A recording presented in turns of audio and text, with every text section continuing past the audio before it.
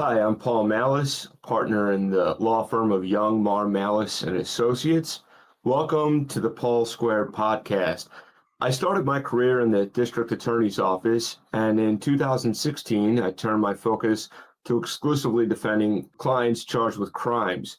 I created this podcast to provide an overview of the criminal law process and to answer the questions I most often get when I first meet prospective clients. My goal is to protect my clients' rights and to guide them through the stressful process of being charged with a crime. While this podcast serves to provide general guidelines around the practice areas we discuss, you should always consult directly with an attorney to make sure the specifics of your particular situation match up with the applicable laws. The decision of choosing an attorney is an important one, and you should give it careful thought before deciding. If you need representation or just have questions, please don't hesitate to contact me at 215-639-5297, or you can visit our law firm's website at www.ykacrim.com. That's ykacrim.com. Today's episode, I'm with Paul Mallis yet again, and we're going to be talking about the consequences of a plea deal or conviction. So, Paul, welcome. Thank you. Thanks for having me. Absolutely. So, in prior episodes, we talked about the overall process to a criminal case, sort of what happens. What's the overall. We've gotten lots of great detail and advice and overviews, answering questions people would typically have.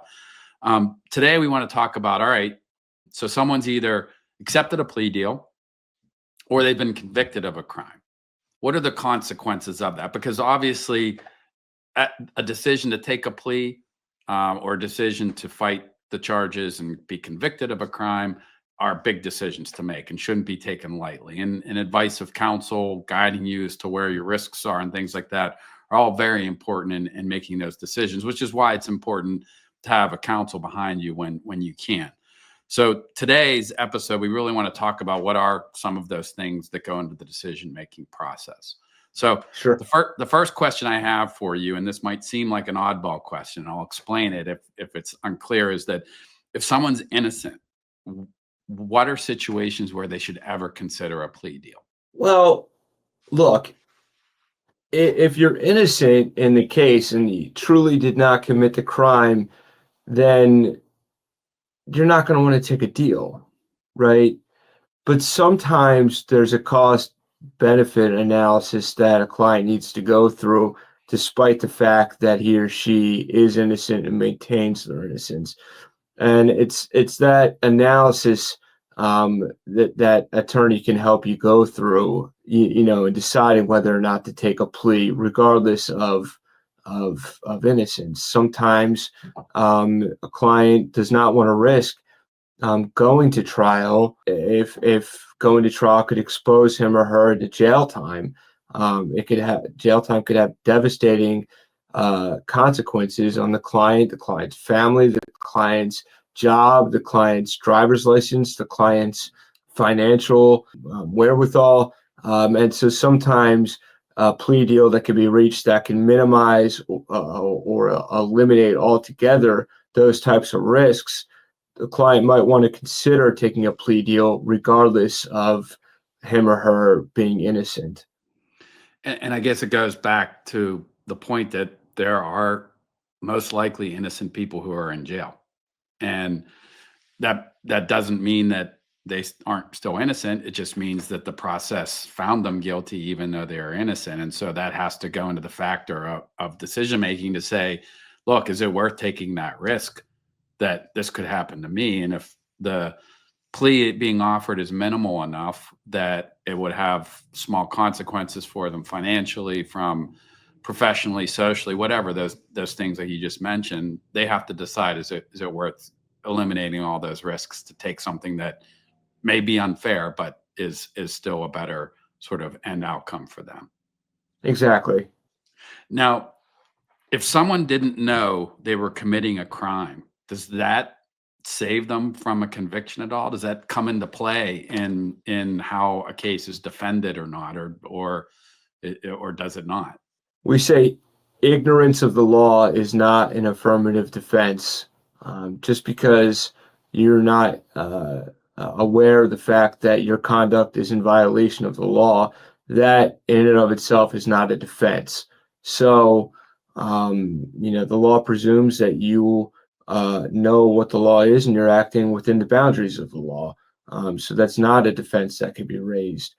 However, we have seen it where that's considered as a mitigating factor in trying to reach a plea deal or a resolution to the case. And does that ever come into play in sentencing?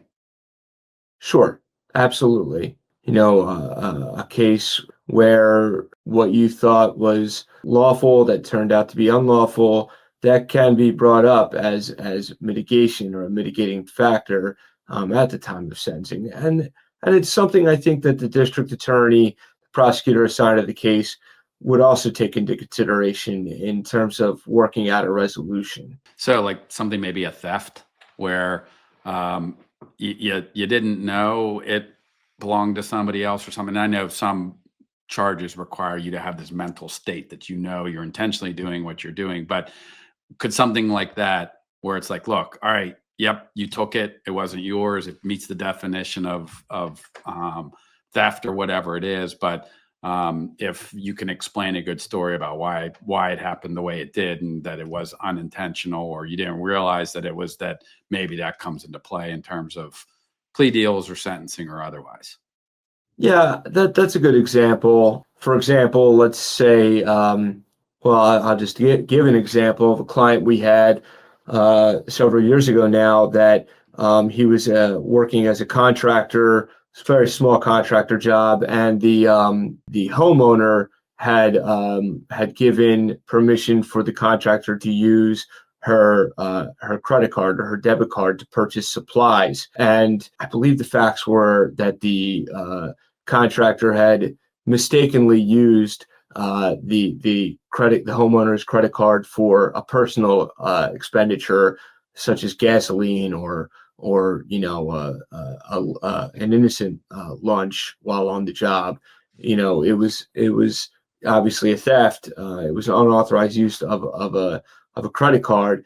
But I think that it was an honest mistake that may not have rose to the level of an affirmative defense, but it's something that was taken into consideration in reaching out a resolution.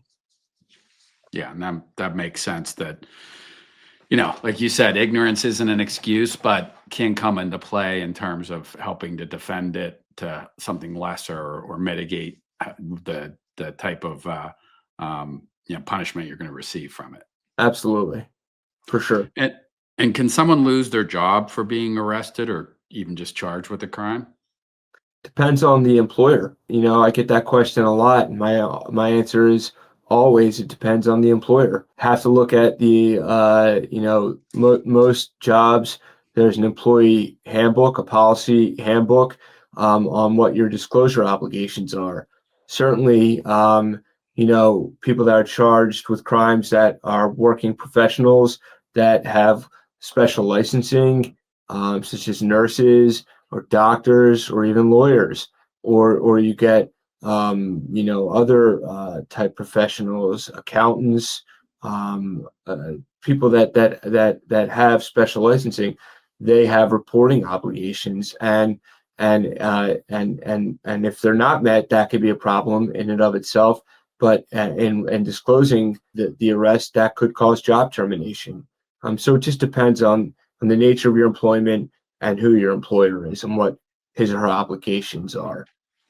And I'm sure there's some jobs that have automatic reporting. If like I could imagine, if you're working with children and you're convicted of, some child-related crime, there might be automatic reporting requirements that it's gonna get to the agency or whoever you're working for, and you face termination immediately from something like that. So Absolutely. yeah. So Absolutely. really determines on what the job is and what the obligations and different things like that. But how about your driver's license? Can someone lose their driver's license for being arrested or charged with a crime? Absolutely. DUI type situations are the number one thing.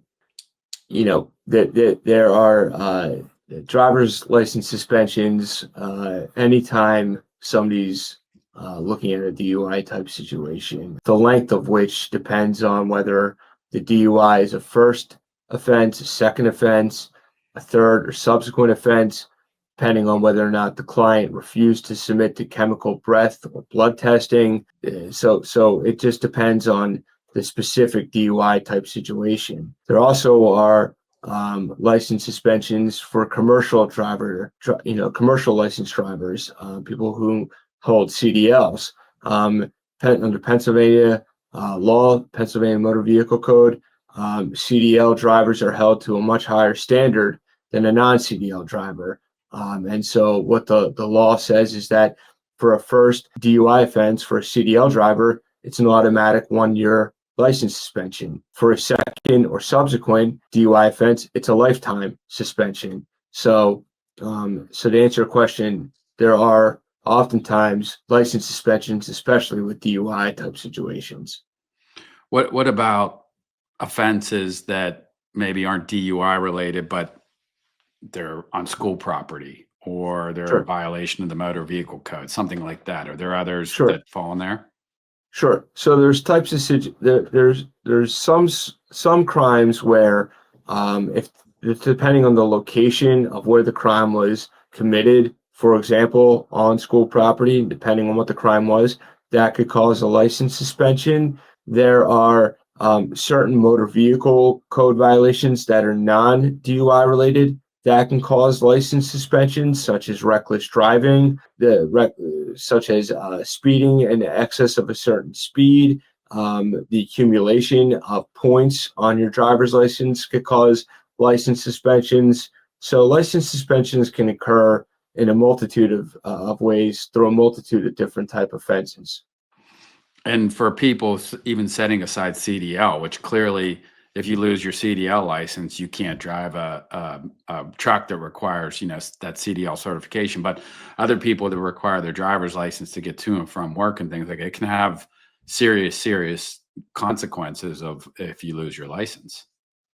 It can, and that's why it's important in the intake process that an attorney goes through those things with the client. What's the nature of their employment? How do they get to and from work? Do they have a driver's license? Is it valid? What state is the license issued in? So that way, when a client's deciding whether or not to go to trial or to enter a plea of guilt, the lawyer needs to know what the ramifications are involved and will they impact the client's driver's license.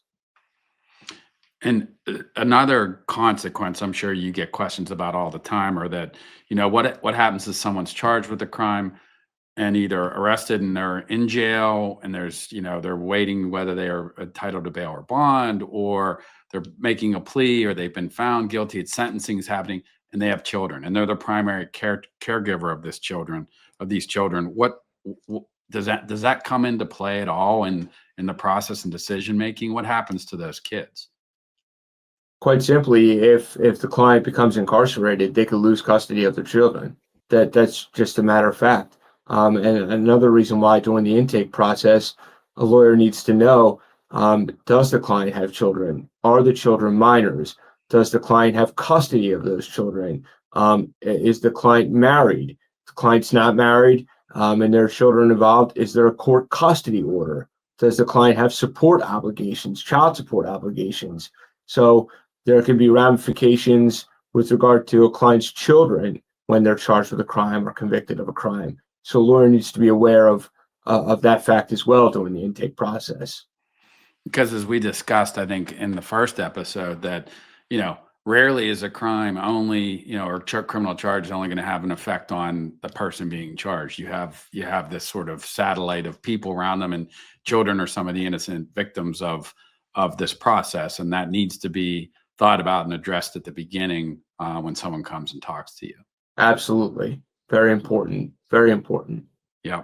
And what about immigration status? So, let's say someone's green card or they're here illegally or any of a number of scenarios that immigration status, how does, criminal charges or sentencing or plea deal affect their immigration status? Sure. So another step in the intake, as part of our intake process here, is also, knowing whether the client is a United States citizen, or whether they are here on a green card, or as a permanent resident, or whether they're here illegally and they have no status. The consequences of answering a plea of guilt or becoming convicted of a crime could cause deportation, or could hold up a client from obtaining citizenship. So now there are certain situations where immigration customs enforcement could lodge a detainer, could detain you if you've been charged with a crime, where the client would go through the immigration law process if they're charged with a crime. So we see that a lot too. So it's very important that an attorney knows from the outset of representation what the client's status is. In fact, I would say this too: when a client pleads guilty and that client is answering questions in a document to make sure they fully understand the ramifications of pleading guilty, one of the questions is, "Are you a United States citizen?" And it might sound like a very invasive question, but if the client pleads guilty and does not know that the guilty plea could affect their status, then that's not a voluntarily given guilty plea. So we ask that question at the beginning of representation, during representation, and at the end of representation. Very, very important.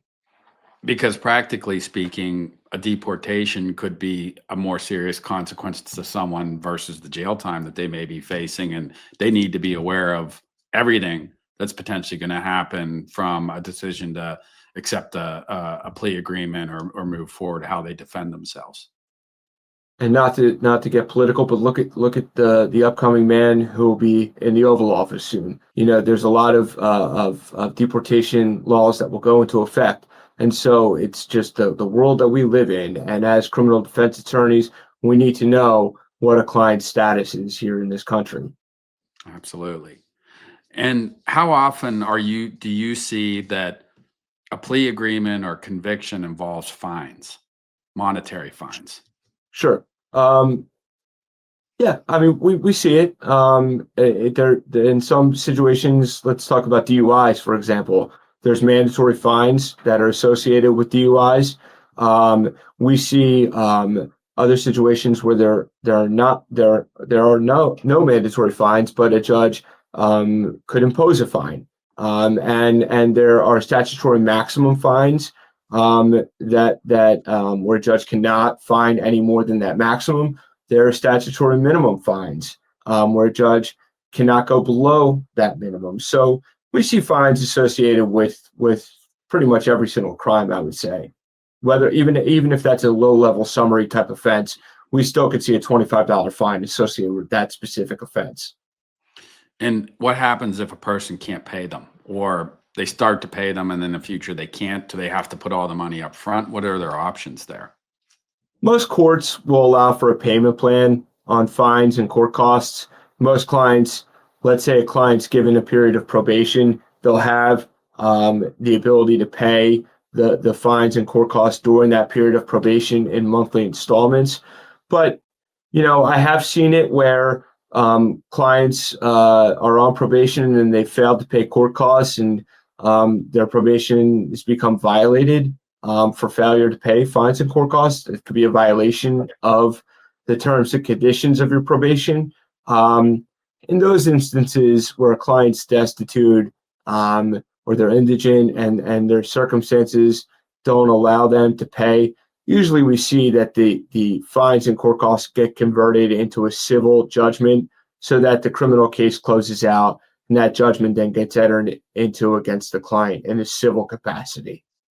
And a civil judgment doesn't have any jail time associated with it. It's like a credit card type of thing. You can go after Correct. someone's assets. Okay. Correct.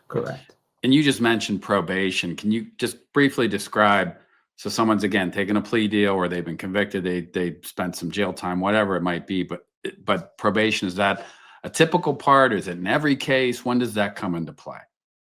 So when a judge is imposing a sentence, um, we like to think that it's not going to be jail time, that it's going to be probation. Probation could be a gift to a client. Probation is where a client is under the supervision of a probation officer. They're expected to comply with the certain rules and regulations. For example, they cannot have a firearm while they're on probation. They must maintain employment while they're on probation. They must check in with the probation officer upon request. Somebody who's subject to probation is subject to urine screenings. They could be subject to random searches of their place of residence or their place of employment. So there's terms and conditions while you're on probation that must be complied with. The violation of which could be a violation of probation. So that's typically what we see. But probation oftentimes could be a gift to a client because it could be the alternative to a jail sentence.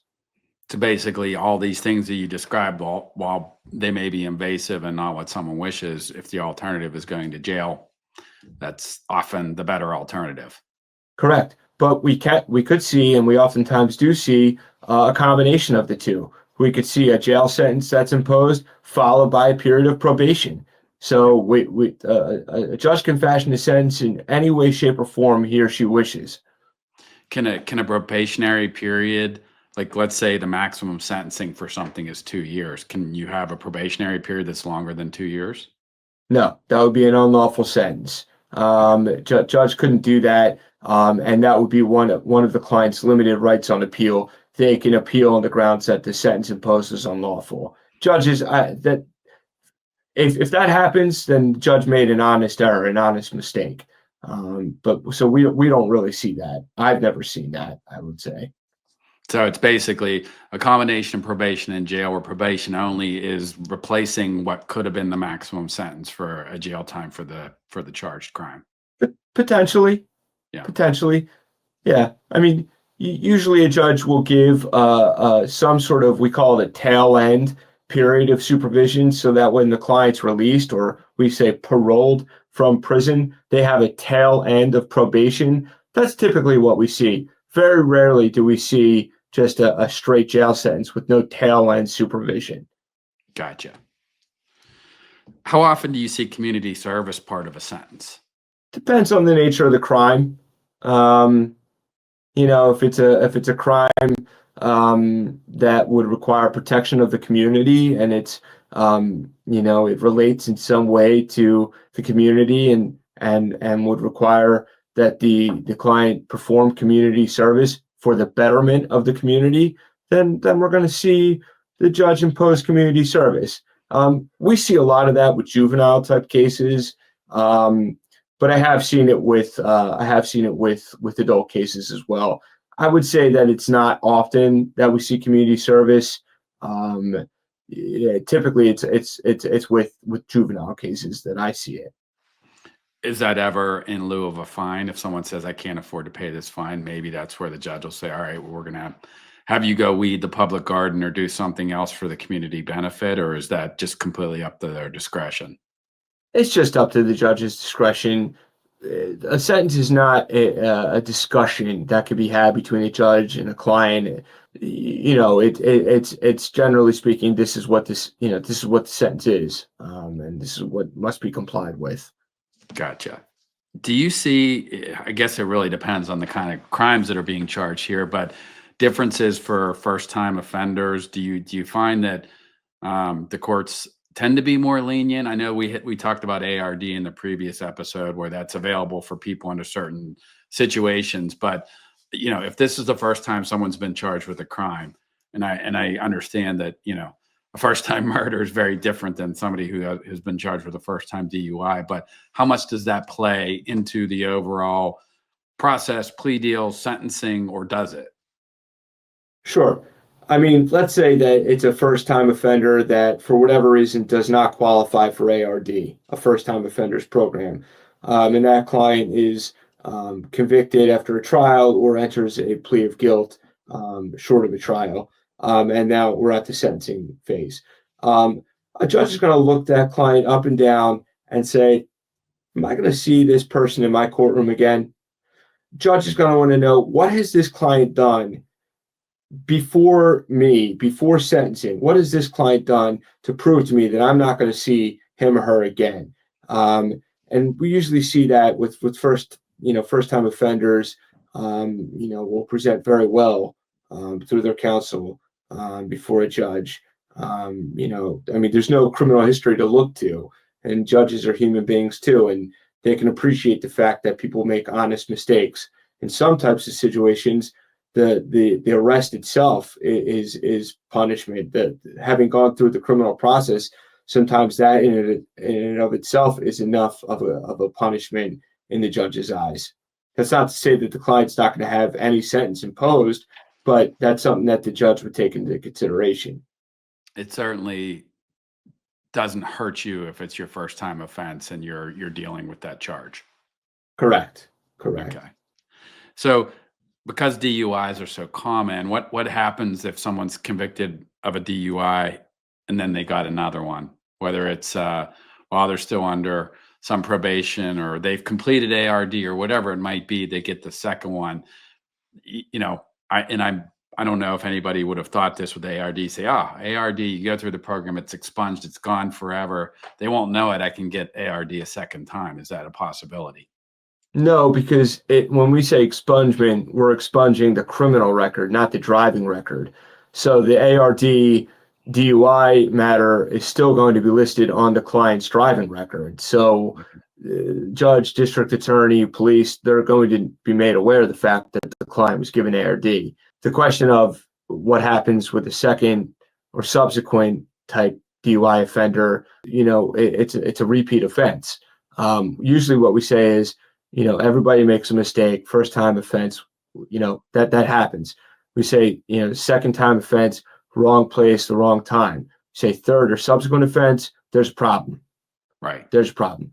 And there's vehicular homicides that happen every single day, and judges, some judges just have a zero tolerance policy for DUI offenders that even if it's a first offense, and some judges have no tolerance at all for drinking and driving. So it just depends on what number DUI offense it is. Depends on what was in your blood. Was it alcohol? Was it drugs? Was it prescription medication? It depends on who the judge is. A lot of factors that go into it. Gotcha. And have you seen, well, let me ask this question first.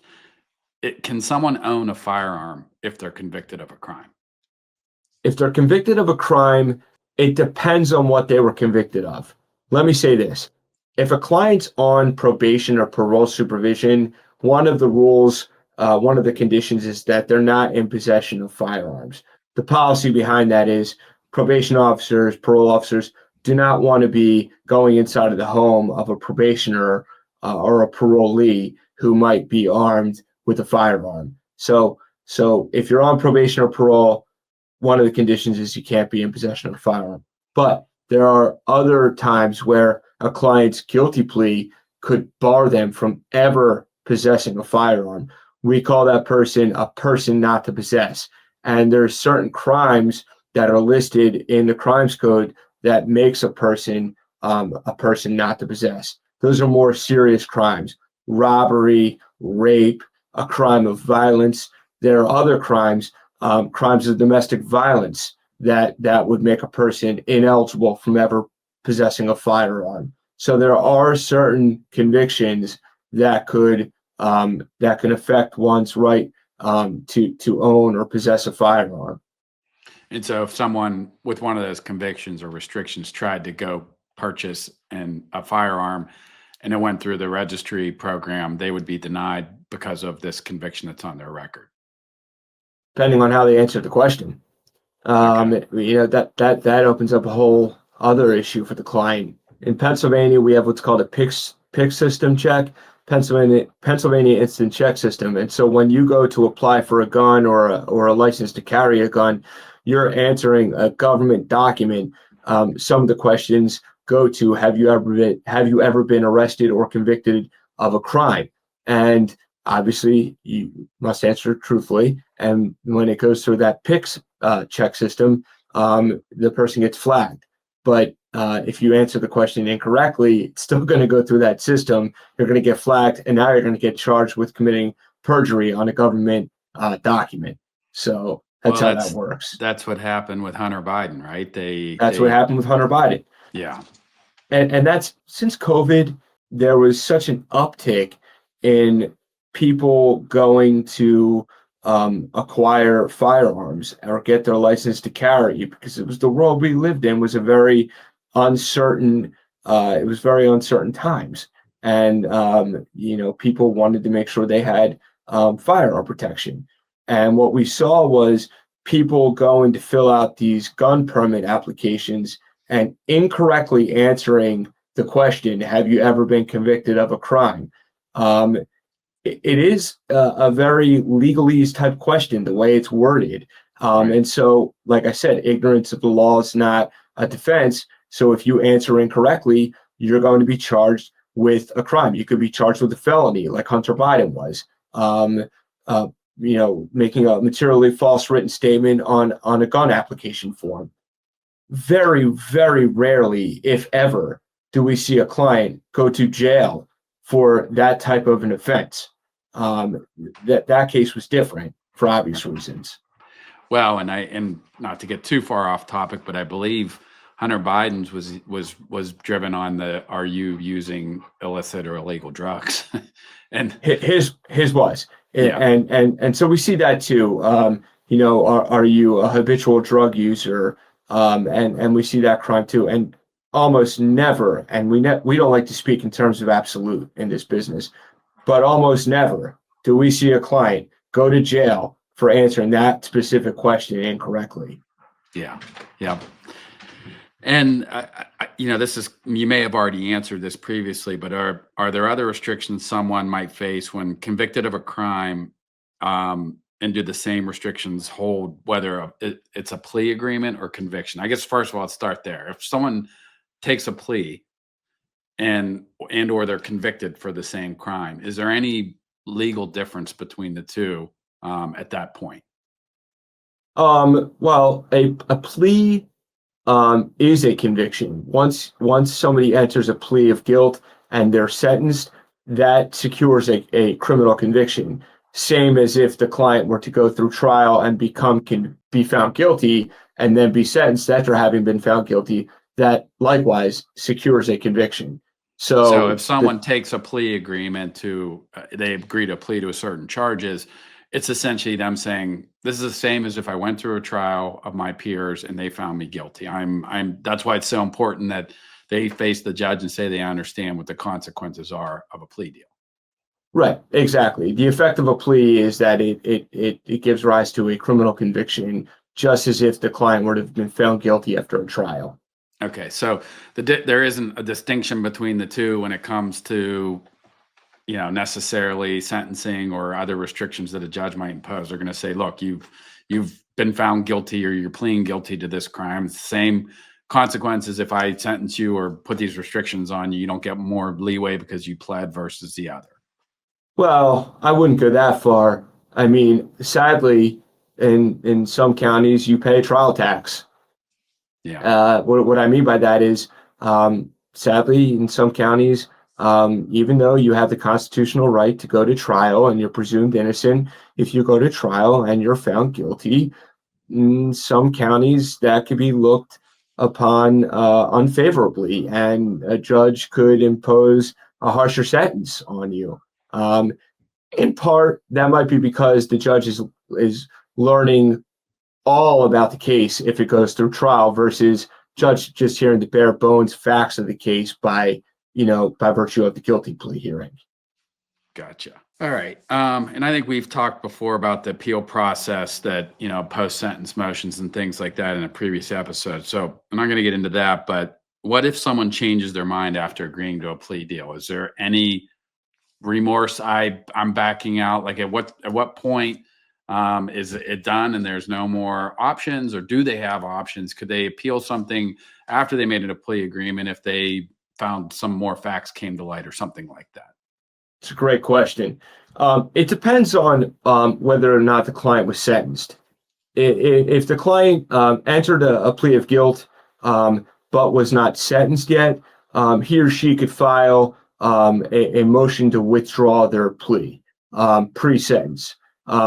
The standard is much easier to meet than if the client is sentenced and then they have to file a post-sentence motion to withdraw his or her plea. It's a much more difficult standard at that point in time. And the policy behind it is, judges don't want clients to kind of, have buyer's remorse just because he or she got a harsh sentence and now they want to withdraw their plea. So the law imposes a much more difficult standard in that type of a situation than pre-sentencing, but post-plea. In that type of a situation, client just needs to establish, I did not make a knowing, voluntary plea, versus after sentencing. Basically, what you're saying is that you'd be prejudiced. There would be manifest injustice by not allowing the withdrawal of your plea. It's a much more difficult standard to meet. Are there ever situations, though, where, let's say, you found out the police or the DA's office didn't reveal all the evidence, that during the investigation or during discovery or whatever the stages might be, that came to light later, or some other evidence that shows up where you're like, look, if I would have had this, I would have never agreed to a plea deal. Is there ever that opportunity to reopen a case? Sure. It's after acquired evidence. Okay. Does it happen often? No.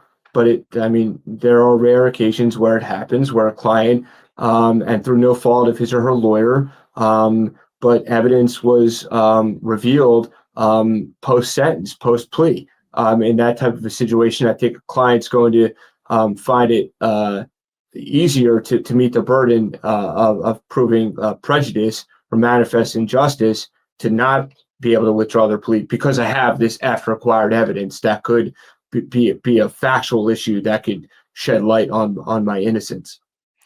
But I think the end result in this is just because you have buyer's remorse isn't enough to unravel a plea deal. A judge is going to look at it as this is the same as a conviction. And, once you made this decision, which is why I'm bringing you into court to hear it from your own voice, that you understand the consequences of what you're doing. Absolutely. Exactly. Okay. We don't want the policies that the judges don't want clients just, testing out the system to see what kind of a sentence they're going to get. Yeah. Otherwise, everybody would withdraw their plea. Right. All right. So we're just about at the end of episode 10 here. One last question or subject area, and you touched on this in the prior episode, but I just want to make sure that we've covered this. You explain what an expungement is, and so that this is in certain circumstances that someone is able to get the record removed generally from the public eyes through an expungement process. It's not generally not automatic. There's some situations where it should be automatic, but you still want to double check that it has happened that way. I think you mentioned that for the most part, an expungement in the proper situations can happen where the proper paperwork's filed, an affidavit is received, and different things like that would move this from the public record. But can you just talk about this a little bit more? That have you seen from your experience that even when you're going through an expungement process, you're not erasing it from the world? Newspaper articles, web. What's the practicality of an expungement? Yeah, look, once there's been a record of it, there's always a paper trail somewhere. I always tell my clients, look, we're going through the expungement process. Legally speaking, we're getting a judge to sign an order directing the agencies to destroy the record. But how about the local newspaper guy that published it, or how about Channel 6, or how about these mining companies out there that buy up criminal lists and sell them to employers who do $100 background checks? The order directing the agencies to expunge the record They're not going to outlets like that. So what I always advise clients is, even though we're doing the expungement process, this is something, the arrest is still, there's a record of it, and you still want to disclose it, perhaps provide an addendum even explaining what the circumstances were, so that it doesn't come up to bite you in the what later down the road. Yeah. And so it's the old adage, once something's out there on the internet, it lives there forever. I mean, people have to practically understand, what the limitations of an expungement are. Exactly. Exactly.